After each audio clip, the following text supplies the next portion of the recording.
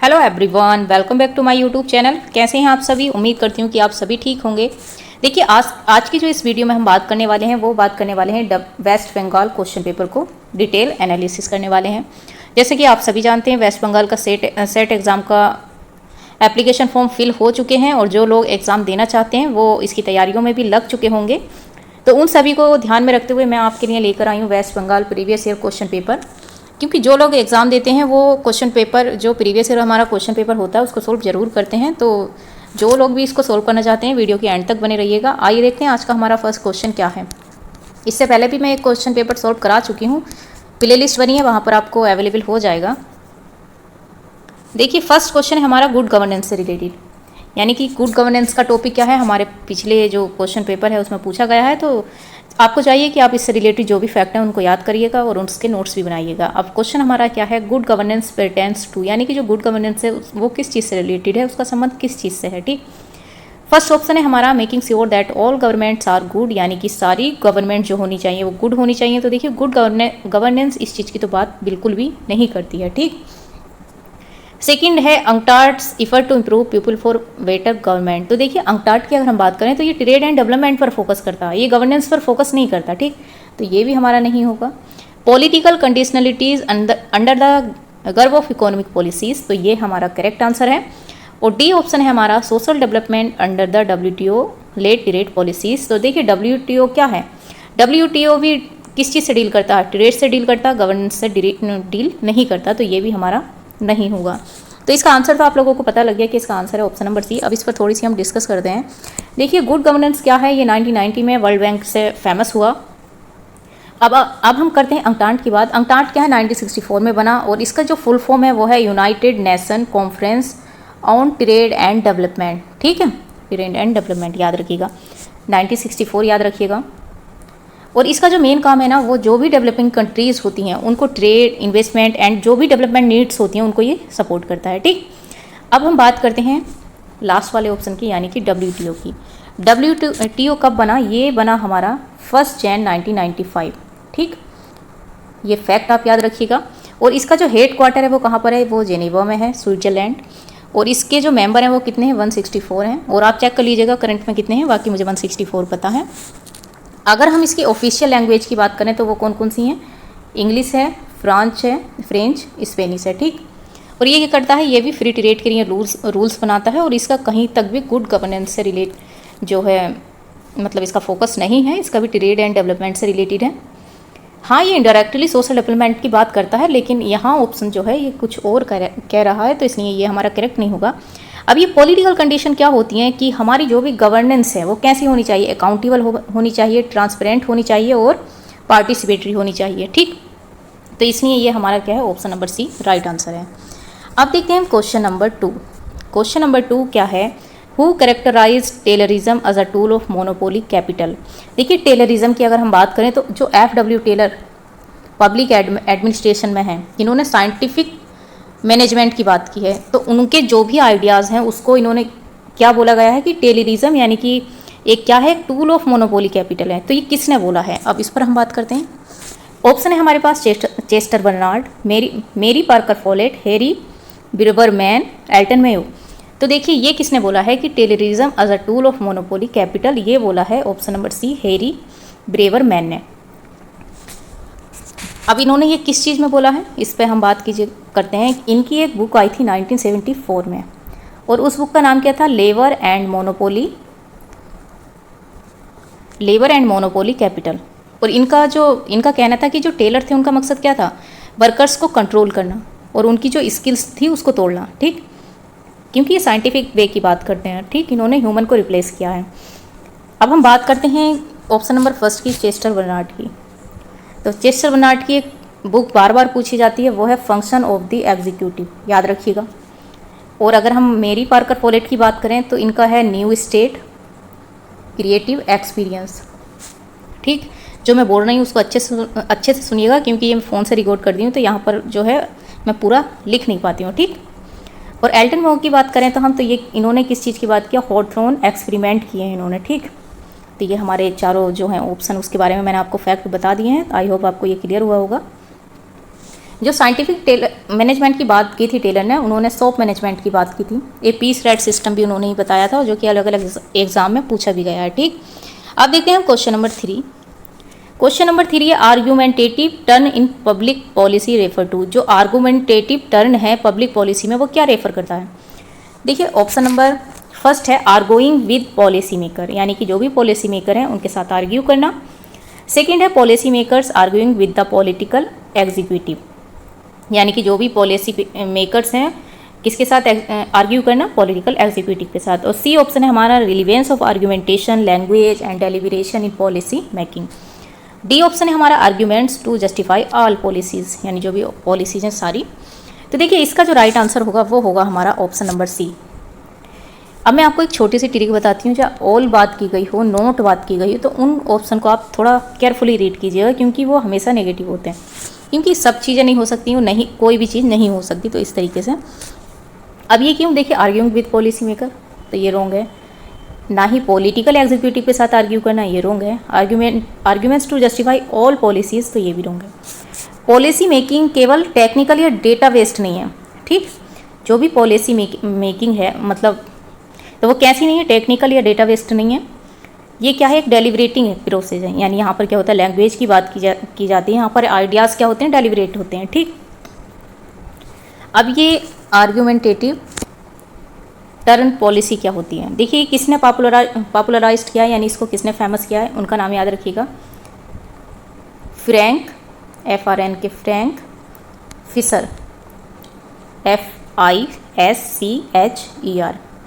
और एक नाम और याद रखिएगा, जॉन फोरेस्टर, FORESTER। ठीक, इन्होंने कब फेमस किया था? नाम एक बार मैं फिर से बोल रही हूँ आपके लिए, Frank Fischer and John Forester, 1993 में। इनकी एक बुक आई थी द आर्गुमेंटेटिव, याद रखिए, the argumentative turn in policy analysis and planning. अगर देखिए आपको ये इनके बारे में कुछ पूछना है या कुछ मतलब आपको ये रिटर्न में चाहिए, क्योंकि यहाँ तो मैं नहीं लिख पा रही हूँ, तो आप एक काम कीजिएगा, आप टेलीग्राम चैनल ज्वाइन कीजिएगा, जिसका लिंक मैं कहाँ वीडियो के नीचे डिस्क्रिप्शन में देती हूँ।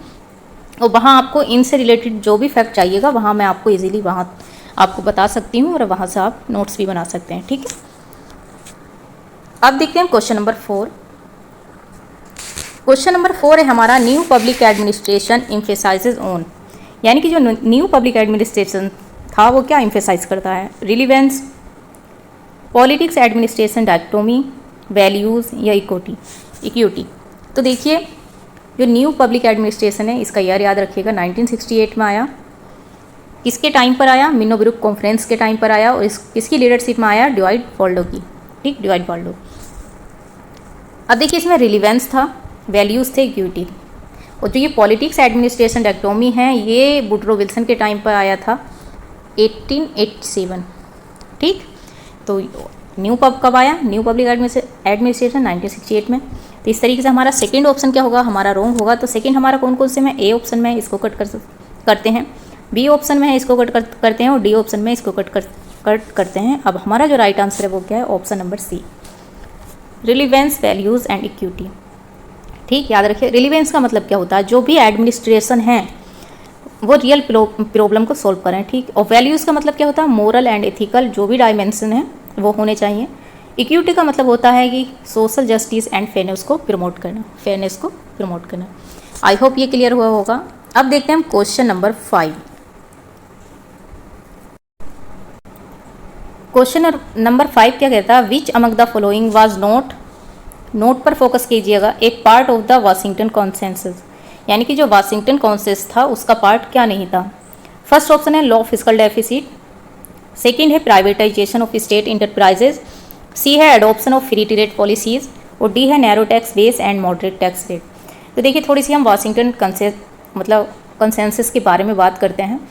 ये 1989 में, कब? 1989 में एक इकोनॉमिक्स थे, यानी कि एक इनका नाम क्या था? John Williamson. ठीक, इन्होंने जो भी इकोनॉमिक रिफॉर्म थे उसके लिए इन्होंने 10 पॉलिसी रिफॉर्म बताए थे, यानी आर्थिक सुधार के लिए इन्होंने 10 पॉलिसीज़ दी थी। अब उससे रिलेटेड पूछा है कि इसमें से कौन सा नहीं है। तो देखिए उसमें क्या था? लो फिस्कल डेफिसिट भी था, प्राइवेटाइजेशन ऑफ स्टेट इंटरप्राइजेस भी था, फ्री ट्रेड पॉलिसीज़ भी था, और अगर हम बात करें तो टैक्स रिफॉर्म भी था। टोटल कितने थे? 10 थे, याद रखिएगा। लेकिन narrow tax base and moderate tax नहीं था। ठीक, तो इसका राइट आंसर क्या होगा? Option number D. अभी आपके लिए होमवर्क है कि आप इसको डिटेल पढ़ेंगे कि वाशिंगटन कॉन्सेंसस क्या था, और जो भी 10 जो इन्होंने बताए हैं policies reform, economic reform, comment में मतलब टाइप करेगा, उसका कमेंट में पिन कर दूंगी, ठीक है, ताकि और लोगों को भी पता लग जाए। अब देखते हैं क्वेश्चन नंबर 6। क्वेश्चन नंबर 6 क्या है? Who among the following has called Weber ideal type of bureaucracy unsuitable for developing societies. एक तरीके से आपको मैं सिंपल सा बताऊं कि किसने इसमें से जो भी वेबर के आइडल टाइप ब्यूरोक्रेसी थी उसको अनसुटेबल बताया, किसके लिए? डेवलपिंग सोसाइटीज़ के लिए। अब आप देखिएगा कि वेबर की ब्यूरोक्रेसी को किसने मतलब क्रिटिसाइज़ किया था इन सब में, अगर आपने पढ़ा होगा तो आपको पता होगा। चलिए डिस्कस करते हैं। देखिए, फर्स्ट ऑप्शन है हमारा हर्बर्ट साइमन, सेकंड है चेस्टर बर्नार्ड, थर्ड है F.W. रिक्स, और लास्ट है हमारा ड्वाइट वाल्डो। तो ये कौन है? ये है ऑप्शन नंबर सी, F.W. रिक्स। इनका साला मॉडल भी है। अब हम बात करते हैं हर्बर्ट साइमन की। ये एडमिनिस्ट्रेटिव बिहेवियर से रिलेटेड है। इसमें इन्होंने क्या बताया है? बाउंडेड रेशनैलिटी की बात की है और डिसीजन मेकिंग का कॉन्सेप्ट दिया है, ठीक। और ड्वाइट वाल्डो जो है इन्होंने क्या बताया है? एडमिनिस्ट्रेटिव स्टेट 1948, याद रखिएगा। तो ये वाला स्टेटमेंट आप याद रखिएगा कि वेबर की जो आइडियल टाइप ऑफ ब्यूरोक्रेसी है उसको अनसुटेबल फॉर डेवलपिंग सोसाइटीज़ किसने बोला? F.W. रिक्स ने। इनका जो साला मॉडल है वो फ्यूज, प्रिज्मेटिक, और एक क्या है, एक मुझे अभी याद नहीं आ पा रहा है, ठीक है, याद रखिएगा आप। ये 3 बताए इन्होंने, यानी कि डेवलपिंग, अनडेवलप्ड, डेवलपिंग और डेवलप्ड कंट्री के लिए। अब देखते हैं question number 7। Elinor Ostrom propounded that, यानी कि जो एलिनोर ओस्ट्रोम है उन्होंने क्या प्रोपाउंड किया? Are local resources management is more efficient under a central public authority. B option है market forces are the best allocator of value of local resources. C है local communities are the best at managing and regulating their natural resources. D है NGO must play the central role in managing local resources. देखिए इसमें क्या बोला है, central public authority के तहत जो भी लोकल रिसोर्सेज हैं वो क्या हैं? मोर इफिशिएंट हैं। तो ये क्या है? ये हमारा रोंग है, ठीक। सेकंड कहता है कि जो भी मार्केट फोर्सेज हैं वो बेस्ट एलोकेटर ऑफ वैल्यू है, किसके लिए? लोकल रिसोर्सेज के लिए, तो ये भी हमारा रोंग है। थर्ड कहता है कि लोकल कम्युनिटीज़ और the best managing and regulating their natural resources, यानी कि जो भी लोकल कम्युनिटीज़ हैं वो अपने नेचुरल रिसोर्सेज के लिए क्या करते हैं? Managing and regulating. तो ये क्या है? ये राइट है, क्योंकि वो नेचुरल की बात करते हैं। अब डी जो है हमारा कि जो भी लोकल रिसोर्सेज हैं उसके मैनेजमेंट में एनजीओ को सेंट्रल रोल में होना चाहिए, तो ये भी रॉन्ग है। तो राइट आंसर क्या होगा? Option number C. अब देखते हैं क्वेश्चन नंबर 8। क्वेश्चन नंबर 8 है which of the following are the advantage of e governance. देखिए स्टार्टिंग में हमने पढ़ा था गवर्नेंस, अब ये है ई गवर्नेंस, एडवांटेज पूछे हैं इसके। देखिए फर्स्ट ऑप्शन है हमारे पास it makes government more accountable. ये मोर अकाउंटेबल है, मैंने स्टार्ट में जैसे एक्सप्लेन किया था आपको, बोला था अकाउंटेबल होना चाहिए, ट्रांसपेरेंट होना चाहिए, और क्या होना चाहिए? पार्टिसिपेटरी, यानी पार्टिसिपेटरी भी होना चाहिए।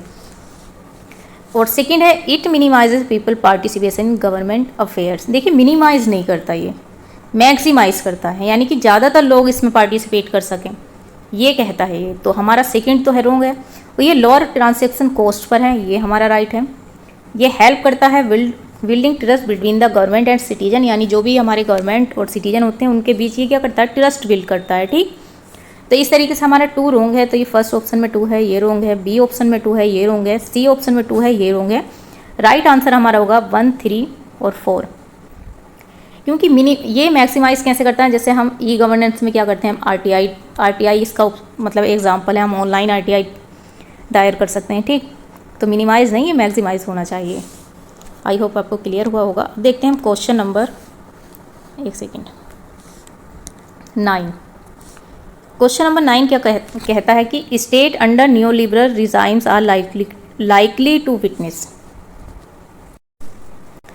कि स्टेट के अंडर जो भी न्यू लिबरल रिजाइम्स हैं वो क्या विटनेस हो सकते हैं, ठीक। एक्सपेंशन ऑफ वेलफेयर एक्टिविटीज़, और सेकंड हमारा retreat from the social sector.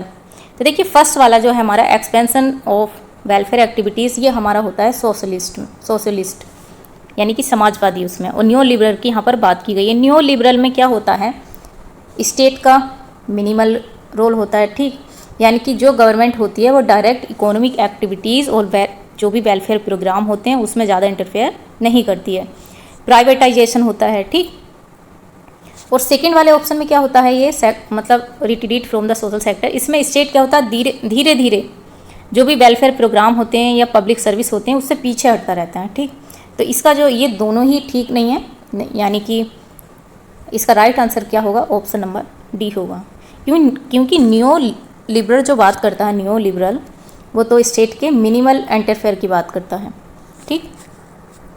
अब देखते हैं question number 10। What did the discourse of negritude represent. Negritude क्या है, इसके बारे में हम बात करते हैं। देखिए नेग्रीट्यूड जो है एक कल्चरल मूवमेंट है, जैसे कि एक कल्चरल मूवमेंट था जो कि जो काले लोग होते हैं उनकी आइडेंटिटी, अफ्रीकन हेरिटेज और कोलोनलाइजेशन के खिलाफ था ये। अब इसमें ऑप्शन दे रखे हैं कोलोनाइलिज्म, कल्चरल इंपीरियलिज्म, रेशियल एक्सप्लोटेशन, और डी क्या है, डी कोलोनाइजेशन। तो देखिए कोलोनियलिज्म के तो ये खिलाफ था, तो ये तो इसका होगा ही नहीं, क्योंकि इसे कैसे रिप्रेजेंट करेगा। कल्चरल इंपीरियलिज्म को ये रिप्रेजेंट नहीं करता। इसका जो आंसर दिया था आयोग ने वो सी और डी दिया था। क्यों दिया था, क्योंकि जब हम रेशियल एक्सप्लोटेशन की बात करते हैं तो इसमें क्या होता है, लोगों को उनके कलर, रेस, इस सब के बेस पर क्या किया जाता है, एक्सप्लॉइट किया जाता है। और डीकोलोनाइजेशन में अगर हम बात करें तो जो भी कॉलोनीज होती हैं ये उससे फ्री होता है और रीक्लेमिंग करता है अपनी आइडेंटिटी को, यानी कि जो इसकी अपनी आइडेंटिटी होती है उसको फिर से स्थापित करता है। तो ये दोनों ही आंसर इसके ठीक है। कोलोनियलिज्म क्या होता है, जो भी फॉरेन पावर होती है ना वो किसी भी कंट्री को डोमिनेट करती है एंड उसका कंट्रोल करती है। तो अगर कल्चरल इंपीरियलिज्म की हम बात करें तो ये इम्पोज करती है अपना कल्चर किसी भी अनदर कल्चर पर, ठीक है। अब देखते हैं question number 11। Arrange the interest group as given by Gabriel Almond in sequential order using the codes. देखिए ये इतना इम्पोर्टेंट क्वेश्चन है कि ये यूजीसी नेट, सीयूटी, पीजीटी ये अलग अलग एग्ज़ाम में बार बार पूछा गया है, तो इसको अच्छे से कीजिएगा। देखिए अब इसका जो आंसर होगा क्या होगा, सबसे पहले क्या आएगा, इंस्टीट्यूशनल। तो कहाँ पर है ये, सेकंड ऑप्शन में, ठीक। उसके बाद आएगा एसोसिएशनल, उसके बाद क्या आएगा, एनोमिक ग्रुप, और सबसे लास्ट में आएगा नॉन एसोसिएशनल, ठीक। तो यह है इसका राइट आंसर, इसको आप याद रखिएगा, ऐसा कुछ समझाने वाला इसमें है नहीं। सेकंड नहीं 12, क्वेश्चन नंबर 12 है हमारे पास, मिचेल्स आयरन लॉ ऑफ ओलिगार्की। देखिए इनकी जो ये आयरन लॉ ऑफ ओलिगार्की है ना, ये भी बार बार पूछी गई है, तो इसको आप याद रखिएगा, ये मिचेल्स की है। Was कंसेप्चुअलाइज्ड on the basis of the study, इन्होंने किस पर स्टडी किया, देखिए German social democratic party, Republican party of the USA, British labour party, communist party of the Soviet union. तो इसका जो राइट आंसर होगा वो होगा option number A, German social democratic party. अब देखते हैं क्वेश्चन नंबर 13। क्वेश्चन नंबर 13 है who among the following first develop the concept of general system theory. यानी कि जो फर्स्ट डेवलप द कंसेप्ट था जनरल सिस्टम थ्योरी का, वो किसने डेवलप किया, Ludwig von Bertalanffy, Pauline Cherry, Robert K Merton, Talcott Parsons. तो इसका जो राइट आंसर होगा वो होगा ऑप्शन नंबर ए। देखिए जनरल सिस्टम थ्योरी क्या होती है कि किसी भी सिस्टम को पूरे को समझना, ठीक, ना कि इसके इंडिविजुअल पार्ट को समझना, किसी भी पूरे सिस्टम को समझना, ठीक। अभी इन्होंने किस टाइम पे दी थी, अगर हम इसकी बात करें तो ये थी 1930 से 1940 के टाइम की, और इन्होंने जो था बायोलॉजिकल सिस्टम को स्टडी करते हुए ये थ्योरी दी थी। जो कॉलिन चेरी हैं ये किस चीज़ से रिलेटेड हैं, ये कम्युनिकेशन थ्योरी से रिलेटेड हैं, ठीक। और रॉबर्ट के मर्टन जो हैं ये सोशलिस्ट थे, इन्होंने फंक्शनल एनालिसिस किया था। और टॉलकेट पार्सन जो हैं ये स्ट्रक्चरल फंक्शनलिज्म की बात करते हैं, ठीक। तो ये याद रखिएगा। अब देखते हैं question number 14। Who among the following use the concept of print capitalism. Print capitalism I hope सभी जानते होंगे। देखिए ये कहाँ से निकल कर, ये किसका कॉन्सेप्ट है, ये है बेंडिक एंडरसन का। ये कहाँ से निकल कर आया, इमेजिन कम्युनिटी, इनका फेमस वर्क है 1983 का, 1983। तो इसमें इन्होंने प्रिंट कैपिटलिज्म की बात की थी, ठीक। इमेजिन कम्युनिटी याद रखिएगा। और जो ये लुइस अल्थुजन है ये मार्क्सिस्ट थ्योरी से रिलेटेड है, और माइकल फोकाल्ट जो है पावर एंड नॉलेज से रिलेटेड है, ठीक। अब देखते हैं question number 15। Which of the following is not considered as a dimension of political culture. Political culture आपने पढ़ा होगा तो आपने देखा होगा कि इसमें क्या कंसिडर नहीं किया गया है, नोट पूछा गया है। Cognitive, behavioural, affective, evaluative. तो देखिए इसमें बिहेवियरल की बात नहीं की गई है, कॉग्निटिव की बात की गई है, इफेक्टिव की बात की है और इवेल्युएटिव की बात की है, ठीक। और ये किसने की है, एक सेकेंड, आमन एंड बर्बा ने की है। इनकी बुक थी the civic culture, the civic culture 1963, ठीक। अब देखते हैं question number 16। The first political philosopher to have proposed a classification of constitution बाज। देखिए इसमें पूछा है फर्स्ट पॉलिटिकल फिलोसफर, फर्स्ट याद रखिएगा। अगर हम फर्स्ट की बात करें, अब इसमें ऑप्शन दे रखे हैं केसीवियर, वाल्टर वेजहोर्ट, Lord Bryce, none of the above. तो देखिए इसका आंसर मैं बता देती हूँ आपको, इसका जो आंसर है वो है नन ऑफ द अबव, क्योंकि इसमें फर्स्ट पॉलिटिकल फिलोसफर पूछे हैं। फर्स्ट पॉलिटिकल फिलोसफर की हम अगर बात करें तो 4th सेंचुरी में अरिस्टोटल ने फॉर्म्स ऑफ गवर्नमेंट बताई थी। उसके बाद 18th सेंचुरी में मॉन्टेस्क्यू ने भी स्टडी की थी। और जो ये लॉर्ड ब्राइस है ना, ये मॉडर्न कंपैरेटिव कॉन्स्टिट्यूशन क्लासिफिकेशन किया था इन्होंने, ठीक है। फर्स्ट फॉर्मल है ये, तो ऐसा कुछ मॉडर्न इन्होंने यहाँ पर पूछा नहीं है, फर्स्ट पॉलिटिकल फिलोसफर पूछा है। तो इसका जो राइट आंसर क्या होगा वो होगा नन ऑफ द अबव। अगर यहाँ पर ये मॉडर्न ऐड करते तो ये इसका राइट आंसर होता है लॉर्ड ब्राइस। अब देखते हैं question number 17। Which of the following was not, यहाँ पर नोट पूछा है सेटलर कॉलोनी, यानी कि इसमें से कौन सेटलर कॉलोनी नहीं है। घाना, अल्जीरिया, साउथ अफ्रीका, जिम्बाब्वे। तो देखिए इसका राइट आंसर है घाना। अब ये सेटलर कॉलोनी क्या होता है, जहाँ पर यूरोपियन परमानेंटली सेटल होकर वहाँ का लैंड और रिसोर्सेज जो होते हैं उस पर अपना कंट्रोल कर लेते हैं, ठीक। तो उसको क्या बोलते हैं, सेटलर कॉलोनी। अब इस तरीके से अगर हम बात करें अल्जीरिया की, तो इस पर फ्रांस ने अपना कंट्रोल किया था। साउथ अफ्रीका पर डच और ब्रिटिश ने अपना कंट्रोल किया था। जिम्बाब्वे पर ब्रिटिश ने अपनी, जो भी जिम्बाब्वे की फार्मिंग एंड लैंड था उस पर ब्रिटिशर ने अपना कंट्रोल किया था। तो इस तरीके से ये सब कॉलोनी रहे हैं। लेकिन घाना पर, यहाँ पर यूरोपियन आए जरूर थे लेकिन इस पर परमानेंटली कंट्रोल नहीं कर पाए थे, ठीक। तो इसका राइट आंसर होगा घाना। अब देखते हैं क्वेश्चन नंबर 18। ये रिलेटेड है पोस्ट डेवलपमेंट, यानी कि पोस्ट डेवलपमेंट क्या है। ये ऑफर करता है थ्रोगोइंग क्रिटिक ऑफ मॉडर्निज्म। तो जाहिर सी बात है ये मॉडर्निज्म को क्रिटिक करके ही आया है, तो ये तो हमारा राइट होगा। हाईलाइट करता है development stand like a रूइन in the intellectual landscape, यानी कि लैंडस्केप क्या होते हैं, एक खंडर की तरह खड़े हैं, तो ये भी ठीक है। यानी कि जो इंटेलेक्चुअल लैंडस्केप हैं वो डेवलपमेंट में एक रूइन यानी कि खंडर की तरह खड़े हैं, तो ये भी ठीक है।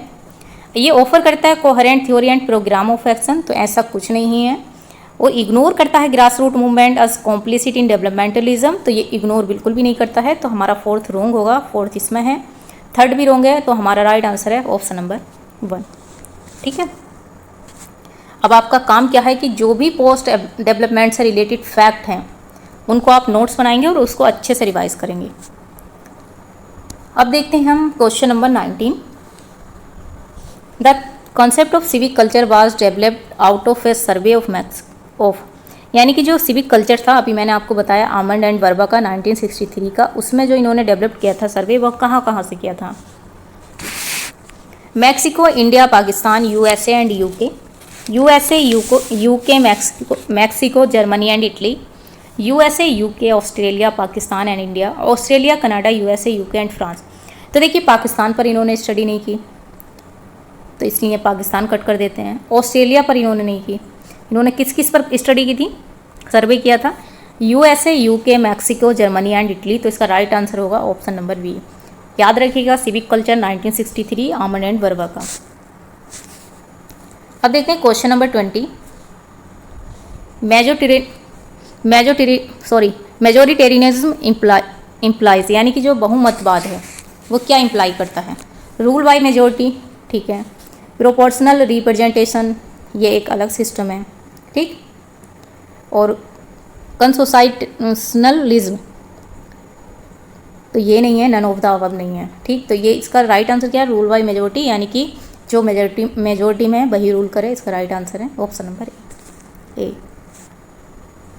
तो अभी तक हम रहने देते हैं अपने ये 20 क्वेश्चन, बाकी के हम आने वाले पार्ट में करेंगे। आई होप आपको ये समझ आया होगा। अगर आपको ये समझ आया है तो मैं ज़रूर नेक्स्ट पार्ट लेकर आऊँगी, कमेंट सेक्शन में ज़रूर बताइएगा।